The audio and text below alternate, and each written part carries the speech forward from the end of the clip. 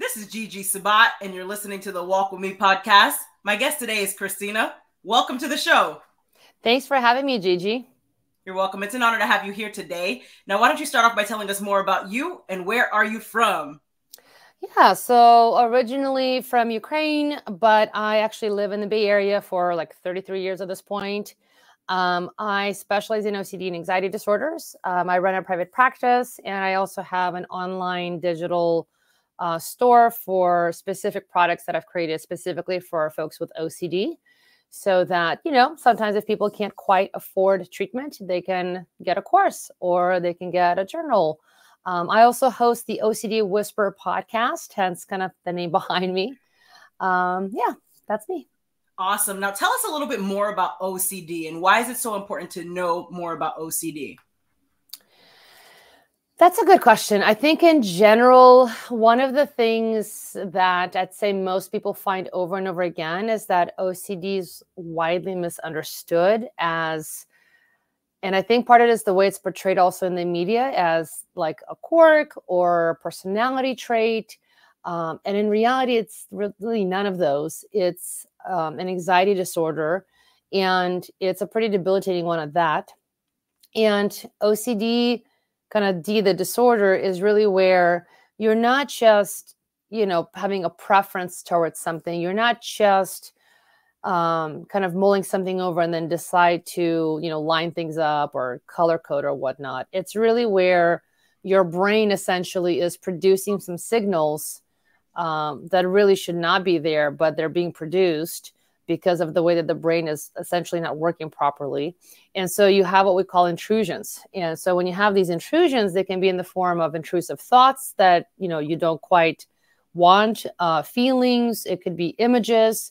And whenever you get those, they're usually paired with a sense of anxiety, dread, shame, guilt. So it activates your flight and fight response. And then you feel like there's a threat. And so therefore I have to do something about this to get rid of this. And that's where the behaviors come into play. And people do a lot of repetitive behaviors because the brain is not, again, getting that message that the behavior I just did is enough. And so therefore the task is complete.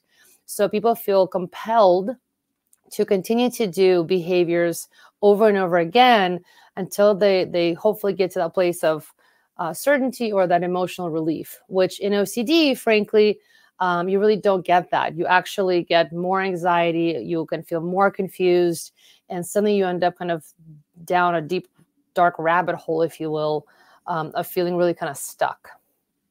That's very true. And speaking of stuck, what message do you have for those individuals who feel stuck today? Yeah, that's another good question, right? Because that's something I ask on my podcast when I also interview some folks, right? And I think the common thing I hear is people want to say things like, you're not alone, which is true. And I totally believe in that.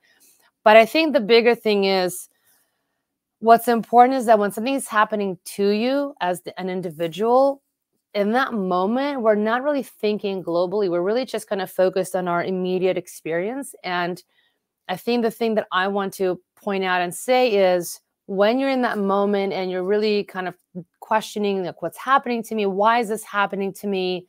I'm feeling out of control, etc.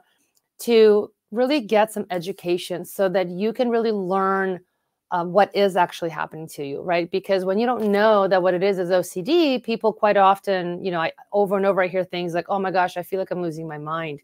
And when we provide some education, people often say things like, oh my gosh, okay, at least I understand now what's going on, or I understand like it's not a personal fault per se, right? It's like there's something going on in my brain, in my body, and so we learn like, oh, I can do something about it. So for those who are struggling with it or think they might be struggling with OCD, definitely get some education and definitely reach out and see a specialist. And if nothing else, at least get a proper assessment done so that you can then be more empowered to know, what is actually happening. That's very true. Now, your podcast is titled the OCD Whisperer Podcast. Tell us a little bit more about what inspired you to name your podcast, the OCD Whisperer.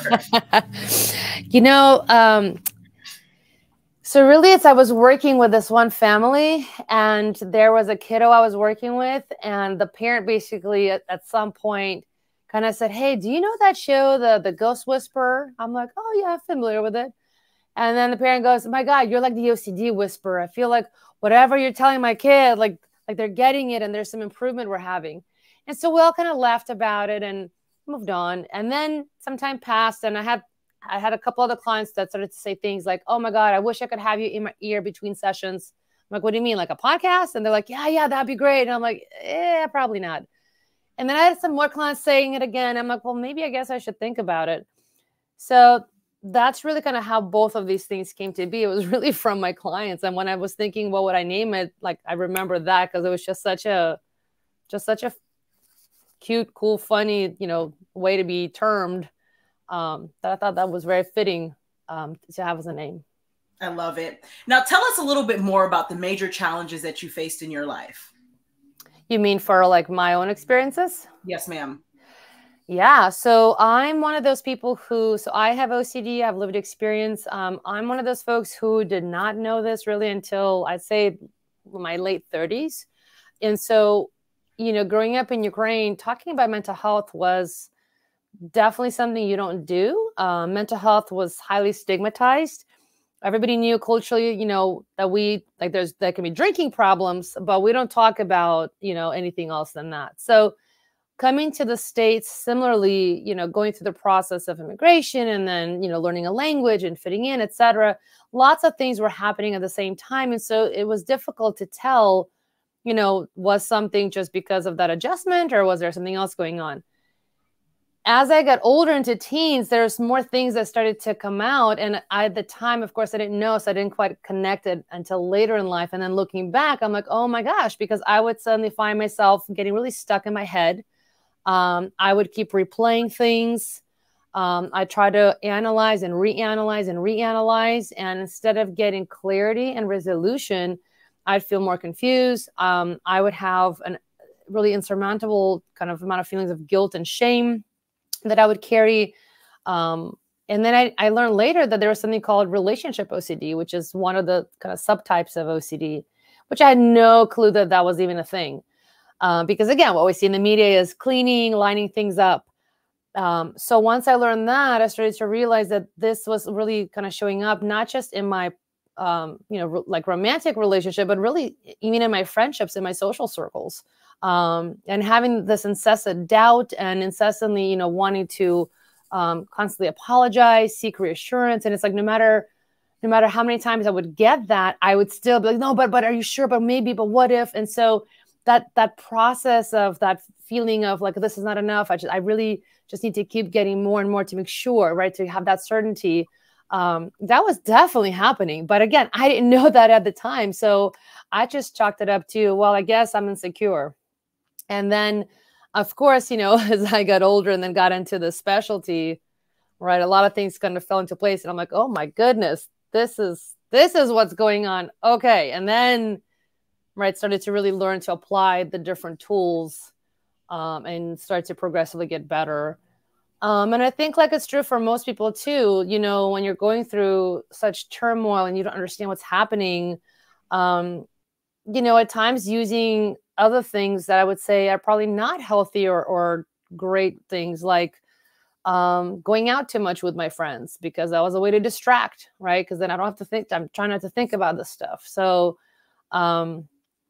there's definitely unhealthy habits that I engage in as a way to try to cope. And I think all in all, when you really kind of go through this whole journey and come out on the other side and finally understand and recognize and all the pieces fall into place, I mean, it's kind of profound, right? And you realize, man, I definitely know I'm not the only one. So, this work just really spoke and connected to me. And so here I am. That's very powerful. And what helped you overcome some of those unhealthy habits? Well, I'd say a couple of things. One is, like I just said, getting clarity on what I was actually dealing with and then applying the right tools. I'd say the second was definitely, having really solid, strong connections and friendships where I knew I could really lean into them and not be judged or criticized, and where I was completely accepted. And really having that space to be able to kind of talk through things, right? Because a lot of this is having to reorient yourself and gain new understanding about yourself and new awareness. And then using tools like exposure response prevention. As I learned those tools, there's really one exposure style that I seem to really like. And then I really was able to kind of master how to design a response prevention plan and put it into gear. So that really helped a lot. And then kind of in this last year, there's another therapy called inference-based CBT. And so as I've learned that therapy and been applying it, that took my recovery to another level because it taught me to understand more my thinking process. Like, how is it that I'm even arriving at these conclusions and doubting these things? And so once I started to see what that process is like, I was able to start to resolve that and really come back to, that more healthier place and really reconnect back to who I actually am and what I'm actually doing and move from there. Very powerful. Now, Kristina, what is your best advice to the audience for walking with purpose and living a life of happiness? That's a very big question. Well, I think I gather your audience also, might be faith-based. And I think a big part of it, one is if you're somebody who is faith-based, absolutely, continue to engage with that and use that process to your benefit.